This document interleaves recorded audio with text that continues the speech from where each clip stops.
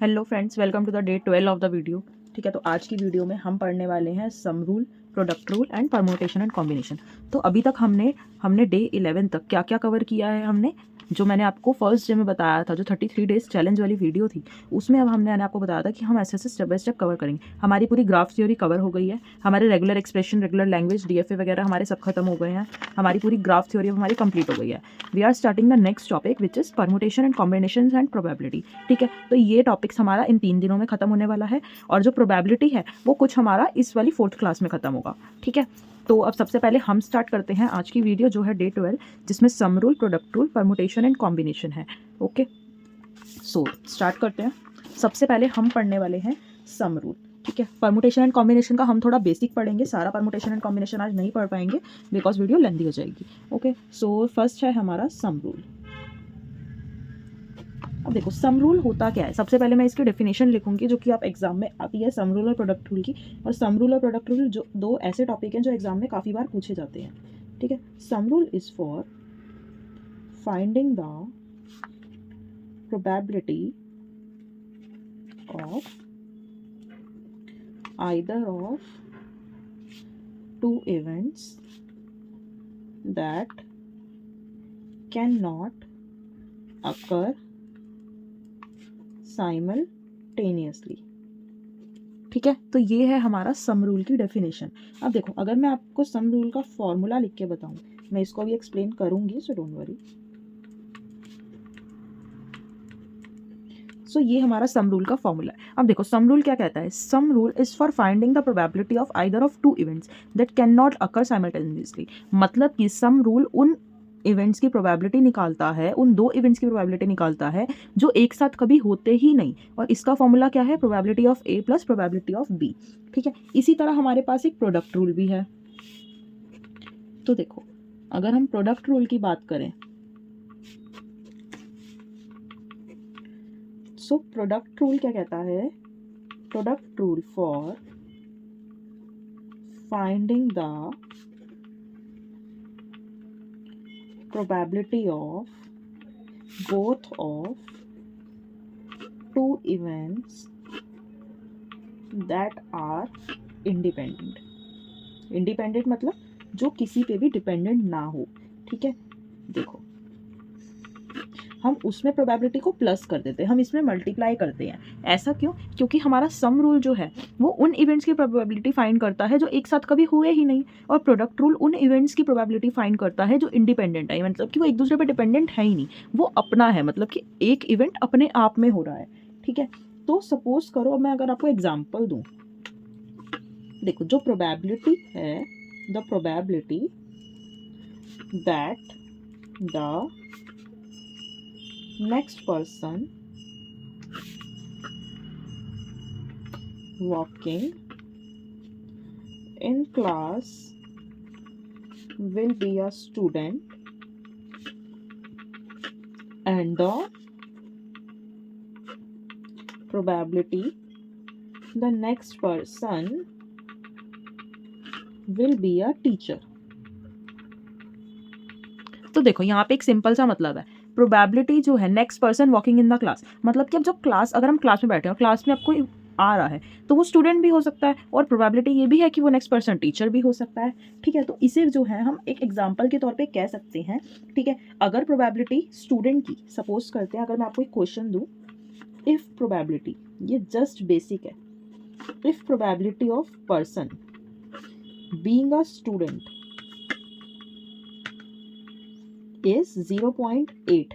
ठीक है, and the probability of person being a teacher is 0.1। ठीक है, तो अब उसके बाद हमें क्या फाइंड करना है, then find the probability of next person is either a teacher or student। ठीक है, तो अब हमें क्या फाइंड करना है, प्रोबेबिलिटी हमें स्टूडेंट की भी दे रखी है, टीचर की भी दे रखी है। ठीक है, लेकिन अब हमें क्या फाइंड करना है, जो नेक्स्ट पर्सन है वो या तो टीचर होगा, मतलब कि टीचर होगा, या फिर स्टूडेंट होगा। ठीक है, ओके, सो अब हमें यहाँ पे आपको ये दिमाग लगाना है, यहाँ पे सम रूल यूज़ होगा या प्रोडक्ट रूल यूज़ होगा। तो ध्यान से देखो, सम रूल क्या कहता था, दोनों अगर इवेंट्स जो है वो एक साथ नहीं होंगे। यहाँ पे क्या यूज़ हुआ था, प्लस। प्लस का सिंपल मतलब क्या होता है, और, या तो ये या तो ये। ठीक है, प्रोडक्ट रूल का मतलब क्या होता है, एक साथ, मतलब एंड लगा है, एंड मतलब एक साथ। ठीक है, अब यहाँ देखो, यहाँ पे हमारा क्या यूज़ हुआ है, ध्यान से आपको की टर्म्स निकालनी है। और यूज़ हुआ है, आइदर यूज़ हुआ है, आपको ऐसी ऐसी टर्म्स से ही पता चलेगा सम रूल यूज़ होगा या फिर प्रोडक्ट रूल यूज़ होगा। देखो यहाँ पे और यूज़ हुआ है, आपको सिंपल पता चल रहा है स्टूडेंट टीचर, या तो वो स्टूडेंट होगा या टीचर होगा। तो आपको कोई एक निकालना है ना, दोनों इवेंट साथ में तो हो ही नहीं रहे, तो इसमें हमारा क्या यूज़ होगा, सम रूल। तो by sum rule, I hope screen is visible. Okay, so by sum rule probability हम निकालेंगे a प्लस बी की। क्या फॉर्मूला है हमारे पास, a और b की प्रोबेबिलिटी करनी है। 0.8 प्लस 0.1 कितने हुए, 0.9। बेसिक कैलकुलेशंस खुद से करा करो, डोंट यूज़ कैलकुलेटर। ओके, सो अब हमारा नेक्स्ट जो है, उसके बाद हमारे एक एग्जाम्पल है। सपोज मैं आपको एक एग्जाम्पल लेती हूँ, मैं यहाँ पे एग्जाम्पल लिख रही हूँ फास्ट फॉरवर्ड में, उसका सॉल्यूशन फिर मैं आपको समझाऊंगी। ओके,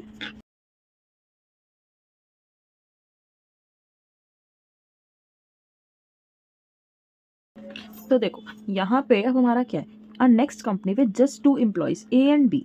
मतलब कि ए और बी ने रेंट किया floor of a building with 12 office. मतलब हमने उसने क्या करा है, 12 ऑफिस, मतलब कि उसने एक बिल्डिंग को रेंट किया जिसमें 12 ऑफिस हैं। How many ways are there to assign different office to their employees, मतलब कि उनके एम्प्लॉयज हैं। ठीक है, अब उसमें हमने 12 ऑफिस में से कितने ऐसे वेज हैं कि हम डिवाइड कर सकें कि उन सबको डिफरेंट ऑफिस मिले। ठीक है, तो अब देखो यहाँ पे अब इवेंट साथ में हो रहा है या फिर इवेंट अलग अलग हो रहा है। तो आप ध्यान से देखो, यहाँ पे इवेंट साथ में हो रहा है क्योंकि हमने एम्प्लॉयज़ को बांटने हैं ना, ये तो नहीं या तो ये या तो ये, वो चीज़ नहीं आ रही, हमने एम्प्लॉयज़ को बांटने हैं। ठीक है, हमने ऑफिसेस बांटने हैं एक साथ। ठीक है, बस उन्हें अलग अलग मिलना चाहिए, लेकिन इवेंट तो साथ में ही हो रहा है। तो हम क्या यूज़ करेंगे, बाय प्रोडक्ट रूल। इसमें आपको कुछ ये सिंप्लीफिकेशन लिखने की जरूरत नहीं है, आपको जस्टिफिकेशन नहीं देना, आप सम रूल क्यों यूज़ कर रहे हो, प्रोडक्ट रूल क्यों यूज़ कर रहे हो, आपको अपना डायरेक्ट मेथड लिखना है। अब देखो यहाँ पे प्रोडक्ट रूल हमें क्या कहता है, ए बी की प्रोबेबिलिटी क्या होगी, ए मल्टीप्लिकेशन ऑफ बी की प्रोबेबिलिटी। ठीक है, अब देखो यहाँ पे आप कहोगे मैम इसमें ए और बी तो कुछ दे ही नहीं रखा। ध्यान से देखो, हमारे पास ए क्या है, 12 ऑफिसेस हैं हमारे पास, ये हमारे पास क्या हुआ, प्रोबेबिलिटी ऑफ ए। अब हमारे पास प्रोबेबिलिटी ऑफ बी क्या है, कितने हैं, a next company with just 2 employees A and B rent a floor of a building with 12 office. How many ways are there to assign different offices to their employees? अब आपको हल्का सा इसमें थोड़ा सा दिमाग लगा के सोचना है कि यहाँ पे प्रोबेबिलिटी ऑफ बी में क्या आएगा, बिकॉज क्वेश्चन में ऐसा कुछ गिवन नहीं है, लेकिन क्वेश्चन में गिवन है, अपने अकॉर्डिंग आपको सोचना है। ध्यान से देखो, देखो सिर्फ हमारे पास एम्प्लॉयज़ कितने हैं, 2, उसने हमें साफ साफ बताया है उसके पास सिर्फ 2 एम्प्लॉयज़ हैं। ठीक है, 12 ऑफिस हैं उसके पास। ठीक है, सपोज करो 12 ऑफिस हैं, अगर उसने 12 ऑफिस में से एक एम्प्लॉय जो है उसको एक ऑफिस दे दिया, कितने बचे, ऑफिस तो हमारे 11 बचे, तो यहाँ पे क्या आएगा, 11। अब 12 11 का क्या होता है, 132। तो हम यहाँ पे क्या लिख सकते हैं, there are many ways to assign different offices to their employees। ठीक है, तो अब आप यहाँ पे ऐसे लिख सकते हो अपना आंसर का सॉल्यूशन। ओके, सो अब द नेक्स्ट क्वेश्चन इज, मैं यहाँ पे नेक्स्ट क्वेश्चन फिर से फास्ट फॉरवर्ड में लिख रही हूँ, आप उसको देख सकते हो। Okay,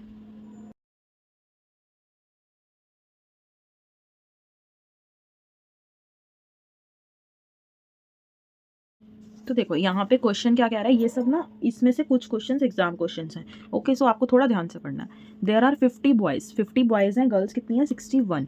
one of the boy and one of the girl are going to be chosen at random to see the head teacher.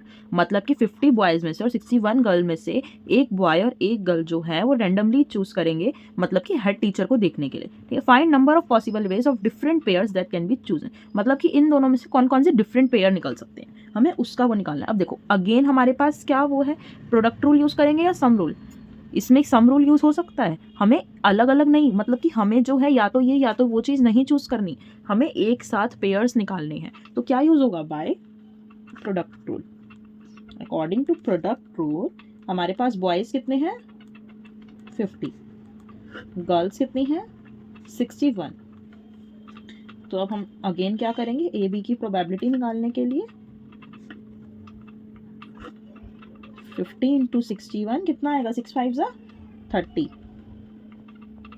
ठीक है, and this. So there are, ये एंड में लाइन लिख लेना 305, इतनी लाइन लिखोगे आगे की लाइन खुद बन जाती है। There are 305 pairs that can be chosen, that can be chosen to see the head teacher. Okay,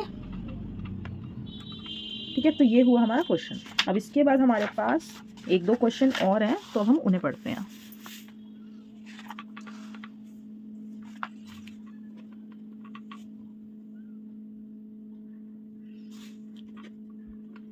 तो हमारे पास नेक्स्ट क्वेश्चन है, Ritu has 52 different playing cards.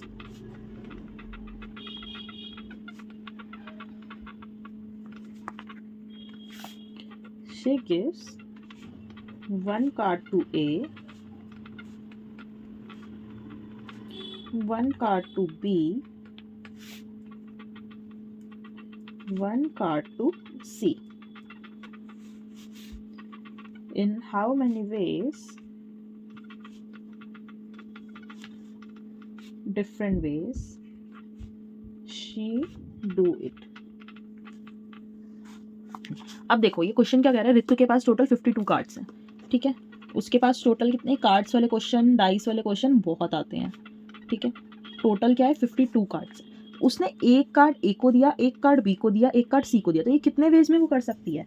अब देखो इसमें जब भी ऐसा क्वेश्चन आए ना तो प्रोडक्ट रूल यूज होता है। अब वो कैसे यूज होता है, ये इतना सिंपल नहीं है, बिकॉज इसमें सिर्फ ए और बी नहीं है, इसमें 3 चीज़ें आ रही हैं। तो देखो जब भी ऐसी चीज़ आए तो आपको सिंपली क्या करना है, रफ में ऐसे 3 लाइन्स बनाओ, ठीक है, उन लाइंस में ये लिखो, देखो यहाँ पे ए है सपोज, यहाँ पे बी है, यहाँ पे सी है, ठीक है, आप अपने फ्रेंड्स के नाम लिखो, आपको इजीली थोड़ा पता चलेगा। कभी भी ऐसी क्लैरिटी हो ना तो जो प्रोबेबिलिटी होती है, प्रोबेबिलिटी थोड़ी सी ट्रिकी होती है, ट्रिकी को थोड़े इजी तरीके से सॉल्व करो। हमारे पास टोटल कितने कार्ड हैं 52। सपोज करो मेरी एक फ्रेंड है ए, ठीक है, और मुझे सबको कार्ड्स देने हैं, ठीक है, मेरे पास, मैं ऋतु हूँ, मेरे को सबको कार्ड्स देने हैं, ठीक है, मैंने ए मिस, मतलब मैं जब मैं ए को कार्ड दे रही हूँ, यानी कि मैंने अपनी ए फ्रेंड को कार्ड दे रही हूँ, मेरे पास कितने चांसेस हैं, अभी तो मेरे पास पूरे टोटल 52 कार्ड्स बचे हैं ना, मैं उस 52 में से कोई भी कार्ड दे सकती हूँ, मतलब मेरे पास कितने ऑप्शन है 52। अब देखो ध्यान से, जब मैं अपनी बी फ्रेंड पे आती हूँ, मेरे पास 52 कार्ड तो थे, लेकिन मैंने एक कार्ड एक अपनी ए फ्रेंड को दे दिया, ठीक है, तो अब मेरे पास बी को देने के लिए कितने ऑप्शन बचे 51। ऐसे ही जब मैं सी पे आई तो मैं ए और बी को तो एक एक कार्ड दे चुकी हूँ ना, तो अब मेरे पास इसको देने के लिए कितने ऑप्शन बचे, सिर्फ 50 बचे, ठीक है, तो इसीलिए हमारा प्रोडक्ट रूल के हिसाब से अब ये क्या हो जाएगा, देखो 52 इंटू 51 इंटू 50, ठीक है, अब इसको मल्टीप्लाई करके आंसर्स तो आप लिख ही लोगे, ठीक है। तो अब हमारा ये जो है, इससे अब आपको कैसे पता चला, जब भी कोई ऐसा क्वेश्चन आए तो ये देखो कि आपके पास कितने वेज हैं उस इंसान को वो चीज़ करने देने के लिए, ठीक है, तो आप यहाँ पे सिंपली जो भी आंसर आएगा उसमें आप लिख सकते हो, ठीक है। सो इन सपोज आंसर आया 200 तो नहीं आएगा, मेरे को पता है, मैं एक एग्जांपल की, suppose in 200 ways Ritu can distribute the cards, हम ऐसे लिख सकते हैं, ठीक है। तो हम आते हैं अपने नेक्स्ट क्वेश्चन पे, तो मैं नेक्स्ट क्वेश्चन फास्ट फॉरवर्ड में लिख रही हूँ, ठीक है।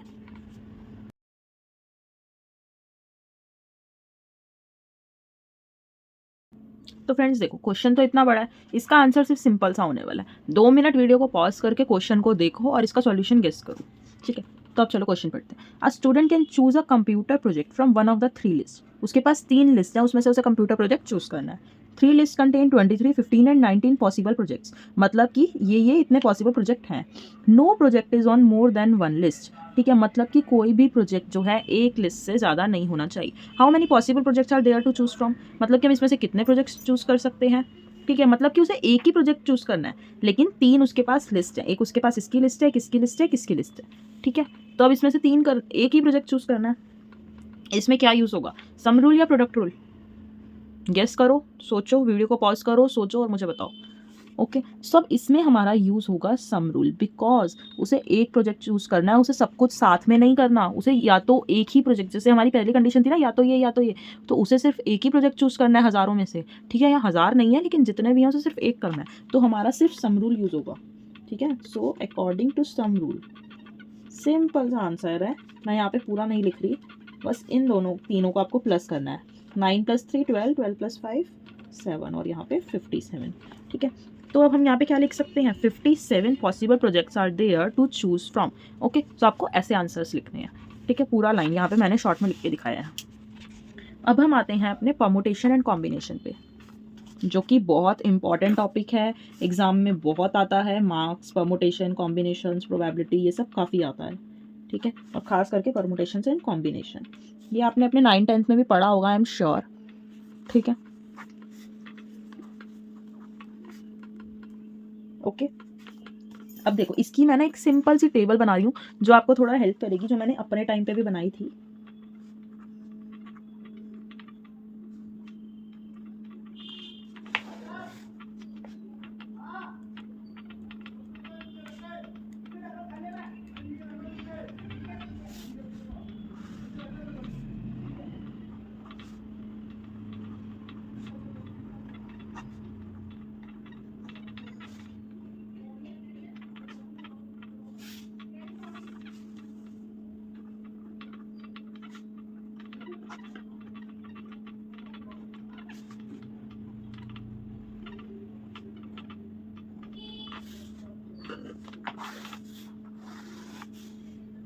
तो देखो, ये हमारी एक बेसिक सी टेबल है।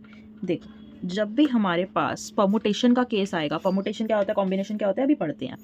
परमुटेशन का जब भी केस आएगा और हमें रिपीटेशन नहीं बोली, तो हमें NPR का फॉर्मूला लगाना है। NPR, P मतलब परमुटेशन, C मतलब कॉम्बिनेशन।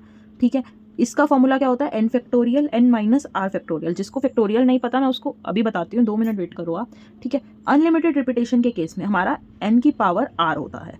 ठीक है, और कॉम्बिनेशन के केस में जब नो रिपीटेशन का फॉर्मूला है, नो रिपीटेशन बोली गई है, तो आपको NCR लगाना है। अनलिमिटेड रिपीटेशन के केस में ये लगाना है। तो अब देखो, सबसे पहले मैं आपको एक बेसिक सी चीज़ क्लियर करती हूँ। परमुटेशन हम कब यूज़ करेंगे, कॉम्बिनेशन हम कब यूज़ करेंगे। परमुटेशन हम तब यूज़ करेंगे जब हमें अरेंज की बात करिए। अरेंज मतलब सपोज करो आपको किसी कुछ आपको पासवर्ड्स दिए हैं। ठीक है, पासवर्ड हैं, आपको उसमें से अरेंज करनी है। ठीक है, सपोज, या फिर एक बास्केट है, उसमें एप्पल, मैंगो वगैरह रखे हैं, आपको उन्हें अरेंज करना है। तो आपको वेज काउंट करना है कि आप उन्हें कितने वेज में अरेंज कर सकते हो। ठीक है, ऐसे अरेंज करने की बात आए, ऑर्डर करने की बात आए, कोई भी नंबर प्रॉब्लम हो, कोई भी वर्ड प्रॉब्लम हो, ठीक है, कोई भी जम्बलिंग वर्ड आ जाए, कोई भी सीक्वेंस आ जाए। ठीक है, कॉम्बिनेशन कब होता है, जब कुछ सिलेक्शन की बात आए या फिर कुछ कलेक्शन की। इसमें ऑर्डर होती हैं चीज़ें, इसमें अनऑर्डर्ड। ठीक है, या फिर सिंपल उसमें बोले तो इंटरव्यू सिलेक्शन आ जाता है कभी कभी, या फिर कमिटी आ जाता है, या फिर टीम मेकिंग आ जाता है, या फिर सेट और सबसेट के क्वेश्चन आ जाते हैं। ठीक है, तो ये हमारे एक बेसिकली हमारे परमुटेशन और कॉम्बिनेशन का ये इतना सा फंडा है। अगर आपने इसको याद रख लिया तो आई एम डेफिनेटली श्योर आप एग्जाम के क्वेश्चंस क्रैक कर लोगे। हाँ, थोड़ी सी आपको प्रैक्टिस करनी है, अगर आपने प्रैक्टिस कर ली तो वेल, ठीक है, आप कर ही लोगे। तो सबसे पहले आप जिसको फैक्टोरियल का नहीं पता, क्योंकि इसमें सारा यूज़ फैक्टोरियल का है, तो मैं पहले फैक्टोरियल क्लियर कर देती हूँ। एन का फैक्टोरियल, एन एक वेरिएबल है। ठीक है, इसका फैक्टोरियल कैसे माना जाता है, देखो, n factorial multiply n minus 1 factorial multiply n minus 2 factorial. अब देखो, ये -2 -1 कैसे आ रहा है, इसको भी मैं क्लैरिफाई करती हूँ। सपोज करो 5 का फैक्टोरियल है, 5 फैक्टोरियल, उसमें एक कम कर देते हैं, 4 फैक्टोरियल, 4 में से भी एक कम करो, 3 फैक्टोरियल, 3 में से एक कम, 2 × 1, ये यहाँ तक आएगा। ठीक है, अब देखो, ये ऐसे होता है, 5 का फैक्टोरियल ऐसे निकलता है। ठीक है, अब यहाँ पे ये फैक्टोरियल नहीं लगते, यहाँ पे सिर्फ 5 × 4 × 3 × 2 × 1 होता है। मैंने जस्ट आपको एग्जाम्पल के तौर पे बताया है। अब देखो, यहाँ पे मैंने आपको इसीलिए बताया, अब आपको इसको सॉल्व करना हो, ये तो सिंपल हुआ, 5 × 4 × 3 × 2 × 1। 4 का फैक्टोरियल क्या होगा, 4 से ही शुरू करना है, 4 में एक कम करो 3, 3 में एक कम करो 2, 1, ऐसे 4 3 × 12, 12 2 × 24, इसका 120। कुछ फैक्टोरियल बेसिक है जो हमें याद रहते हैं, 3 का, 2 का, 1 का तो 1 ही होगा। ये 5 फैक्टोरियल सिर्फ इतना ही होता है, इतना नहीं होता, ये मैंने आपको एग्जांपल के तौर पे बताया। अब देखो n का ये कैसे हुआ, देखो n में से एक माइनस करा, हमारे पास जो लास्ट टर्म आई उसमें से भी एक माइनस करोगे, हमारे पास जो अगेन एक लास्ट टर्म आई उसमें से भी एक। तो इसे सिंप्लीफाई अगर मैं सिंपल भाषा में बोलूँ, माइनस माइनस प्लस माइनस, अब देखो n-2 था उसमें से भी 1 तो n-3 बनेगा, आगे n-4 एंड सो ऑन। तो ये ऐसे n के फैक्टोरियल की वो बनती है। ठीक है, आई होप आपको ये मेथड समझ आएगा, बिकॉज ये ऐसे बहुत कम लोग होते हैं जो इतना इजीली समझा पाते हैं, क्योंकि फैक्टोरियल के टाइम में मैंने देखा था मेरे कुछ क्लासमेट्स को बहुत कन्फ्यूजन होती थी। ठीक है, एन फैक्टोरियल जब भी आ जाता था वो हमेशा कन्फ्यूज होते थे। तो आगे एक एन फैक्टोरियल का क्वेश्चन है जो कि एग्जाम में कितनी बार रिपीट हो चुका है, तो मैं आपको उसको एकदम सिंपल उसमें बताऊंगी जिससे आपको बहुत टिपिकल वो नहीं लगेगा। तो अब हम अगर क्वेश्चन पे आए, हमारा फर्स्ट क्वेश्चन है how many 5 letter password distinct from 26 letter. तो देखो अब आपको इसमें क्या फॉर्म करना है, कितने 5 लेटर के पासवर्ड है डिस्टिंक्ट, मतलब कि 26 लेटर्स में से 5 लेटर के कितने पासवर्ड बन सकते हैं। तो देखो यहाँ पे कौन सा केस आ रहा है, हमारे पास जब भी डिस्टिंक्ट का मतलब, देखो यहाँ पे डिस्टिंक्ट आया है, डिस्टिंक्ट जब भी आ जाए मतलब नो रिपीटेशन, यूनिक होने चाहिए पासवर्ड।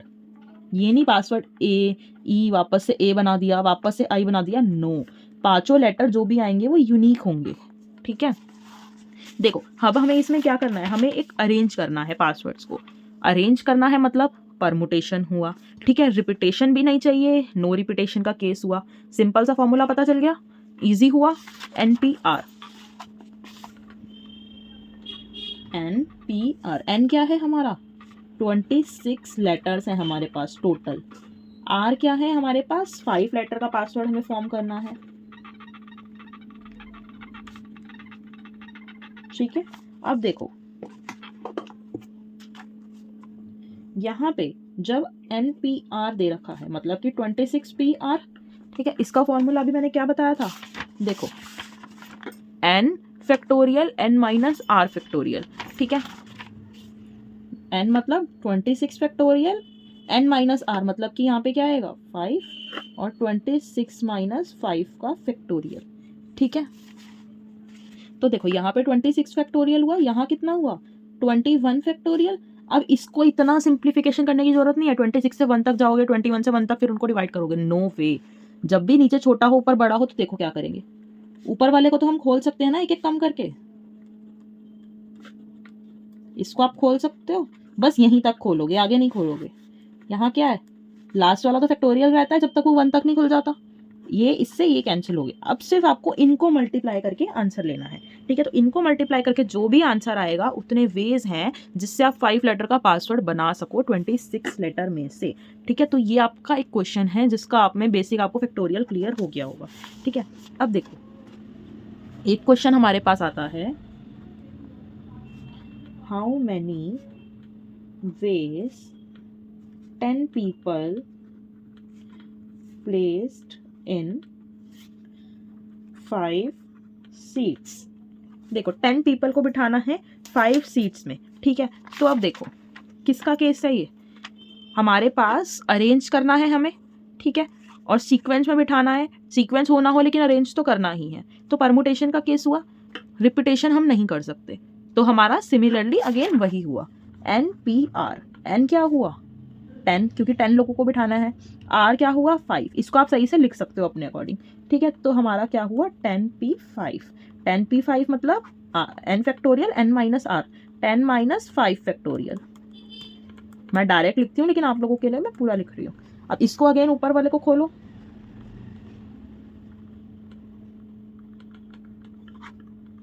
फाइव से 5। ठीक है, तो यहाँ पे जो भी सॉल्यूशन आएगा, ठीक है, वो आपको आपका जो है आंसर हो जाएगा।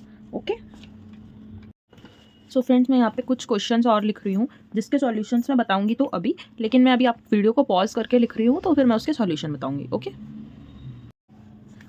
सो फ्रेंड्स यहाँ पे मैंने कुछ क्वेश्चंस लिखे हैं। सो सबसे पहले आते हैं इस क्वेश्चन पे, how many 3 digit number can be form using the 6 digits, यानी कि 6 डिजिट हमें दे रखी है, रिपीटेशन अलाउड नहीं है।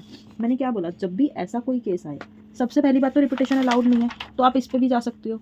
देखो क्योंकि हमें सीक्वेंस फॉर्म करना है। ठीक है, सीक्वेंस है, परमुटेशन है, रिपीटेशन अलाउड नहीं है, सिंपल सा फॉर्मूला है NPR का।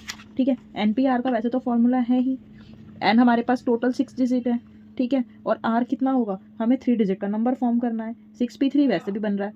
अब एक और अगर मैं आपको दिखाऊँ, 3 डिजिट का नंबर फॉर्म करना है, 6 डिजिट का यूज़ करके रिपीटेशन अलाउड नहीं है।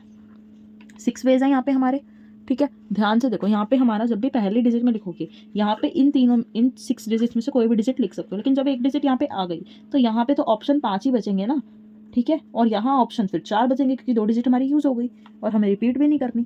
तो सिंपल हमारा ये भी बन सकता है। अब देखो आंसर हमारा दोनों से सेम आएगा, 6 5 ज़ा 30, 30 इंटू 4, 4 3 ज़ा 12, 120। इसका अगर हम करें n-r फैक्टोरियल होता है 3 होगा, 6 into 5 into 4 into 3 factorial, cancel, 6 5 4 बचा, आंसर क्या आया 120, हुआ सेम। तो बस कहने का मतलब ये है, किसी भी मेथड से करो आंसर सेम आएगा, बस थोड़ा सा माइंड यूज़ करने वाली बात है। ओके, तो अब हम आते हैं हमारे नेक्स्ट क्वेश्चन पे। नेक्स्ट क्वेश्चन पे आने से पहले यहाँ पे एक चीज़ मैं आपको बता देती हूँ। जब एक फॉर्मूला है n की पावर r, आउटकम्स प्रॉब्लम्स, जब भी हमें टोटल नंबर ऑफ आउटकम्स निकालने हो तो हम इस फॉर्मूले का यूज़ करते हैं, ठीक है। टोटल नंबर ऑफ आउटकम्स निकालने के लिए हम जब इस फॉर्मूले का यूज़ करते हैं तो हमारे पास पहला क्वेश्चन है, how many ways to arrange 5 length password of alphabets.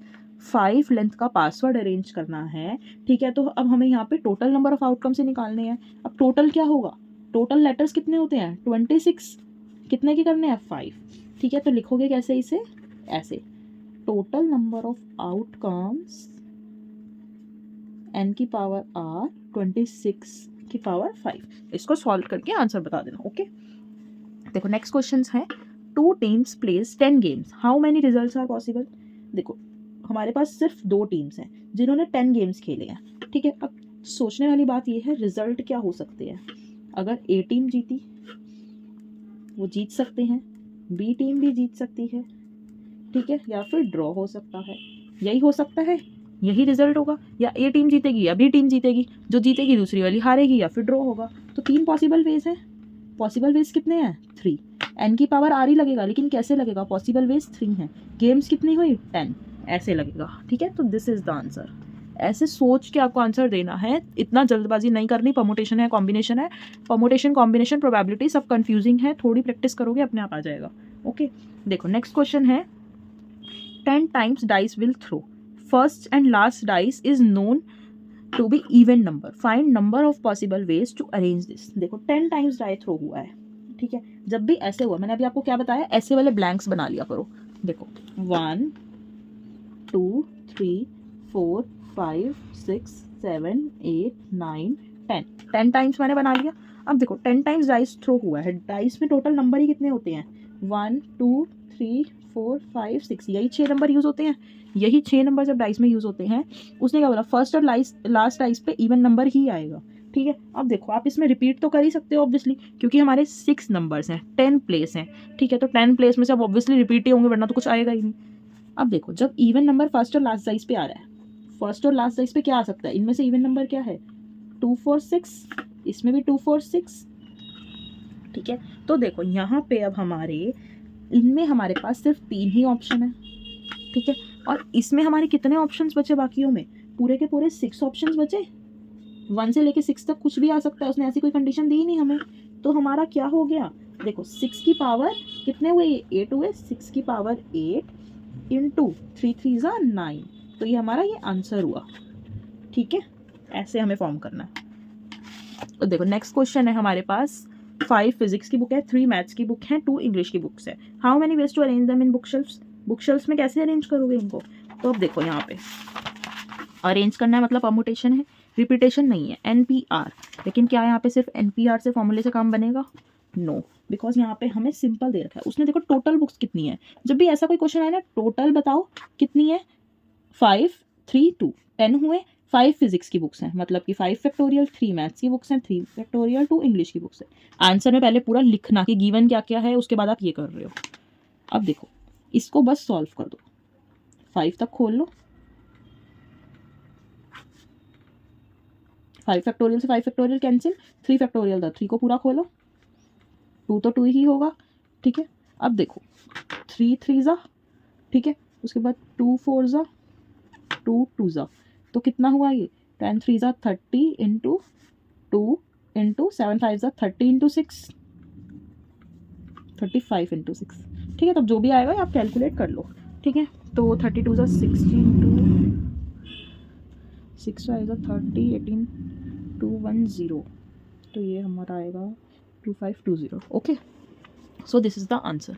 ठीक है, अब देखो नेक्स्ट क्वेश्चन क्या है। ये मिसिसिपी, ये सब बहुत सारे ऐसे क्वेश्चंस आ जाते हैं जिसमें आपको ये सब फॉर्म करना होता है, तो याद रखना ये क्वेश्चन बहुत रिपीट होते हैं। इसमें आपको सिंपल सा एक ही लॉजिक लगाना है, पूरा क्वेश्चन इसका अलग आएगा, मैंने बस शॉर्ट में लिखा ताकि बस ये याद रखा करो, ऐसे अल्फ़ाबेट्स आते हैं।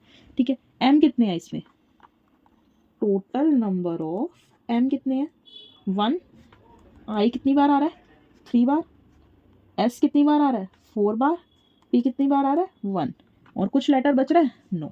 टोटल कितने हो गए 4 3 1 1 9, सब जो जितने बचे हैं उसको वैसे लिख लो जैसे अभी हमने ऊपर वाले क्वेश्चन में किया, करा ना अभी टोटल, उसके बाद नीचे ऐसे ही सिंपल। इसमें ए कितनी बार आया 1, एस 4, ई 2, आर 1, 4 5 6 7 8, अगेन नीचे लिख लो, तो ये ऐसे फॉर्म होगा। ओके, अब देखो नेक्स्ट क्वेश्चन है, how many ways are possible with 3 consonants such that no consonants are together, मतलब कि कोई भी कॉन्सोनेंट्स एक साथ नहीं आएगा। ठीक है, और आपको 3 कॉन्सोनेंट्स से करना है। देखो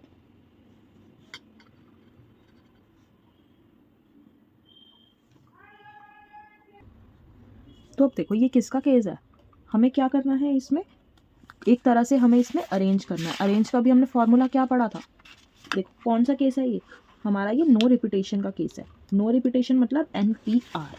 NPR हमारा कब होगा, देखो N क्या होगा इसमें, how many ways are possible with 3 consonants such that no consonants are together, कोई भी कॉन्सोनेंट एक साथ नहीं आना चाहिए। तो देखो अगर मैं यहाँ पे इसके वो बनाऊँ, वॉवल्स कितने होते हैं, सपोज मैं यहाँ पे A E I O and U, ठीक है, यहाँ पे मैंने ऐसे बनाया। अब देखो यहाँ पे A E I O U कोई भी कॉन्सोनेंट एक साथ नहीं आएगा, मतलब कि हर कॉन्सोनेंट के बीच में कुछ ना कुछ आएगा ही। और हमें कितने वो करने हैं, 3 कॉन्सोनेंट्स हैं हमारे पास, तो यहाँ पे हमारे ये 3 कॉन्सोनेंट्स आ सकते हैं। सपोज मैंने यहाँ पे B C D E O S, अब आप कहोगे मैम ये तो काफ़ी हो गए 3 से ज़्यादा, लेकिन मैंने यहाँ पे इतने स्पेस इसीलिए छोड़े बिकॉज हमारा जो है वोवल आने नेसेसरी हैं, और वोवल्स हमारे पास टोटल 5 होते हैं। तो हमारे पास पॉसिबल वेज कितने बने वो देखो, ब्लैंक्स कितने थे 1 2 3 4 5 6, 6p3 हुआ क्योंकि हमारे पास 3 क्या है, हमें 3 कॉन्सोनेंट से फॉर्म करना है। वोवल्स कितने हैं 5 फैक्टोरियल, तो इसका आंसर ये हुआ। ठीक है, ये आपको समझ इसीलिए अगर आपको इसमें थोड़ा भी डाउट है तो हो सकता है कि आपको परमुटेशन के कुछ उसमें डाउट है, तो अभी हम आगे जब क्वेश्चंस करेंगे तो आपको ये चीज़ें क्लियर हो जाएंगी कि मैंने ऐसे क्यों लिखा। ठीक है, अभी तक आपको सारे क्वेश्चन समझ आ गए होंगे, थोड़ा सा ट्रिकी वन था, इसमें थोड़ा सा लॉजिक यूज़ करना है, मैंने इसलिए आपको एक्सप्लेन नहीं किया। हम आगे और चीज़ें करेंगे तो आपको ये चीज़ें क्लियर हो जाएंगी। ठीक है, तो आज के लिए इतना ही फ्रेंड्स, नेक्स्ट वीडियो में हम और टॉपिक्स पढ़ेंगे, सर्कुलर परमुटेशन और कॉम्बिनेशन क्या होता है। तब तक के लिए friends take care, bye bye.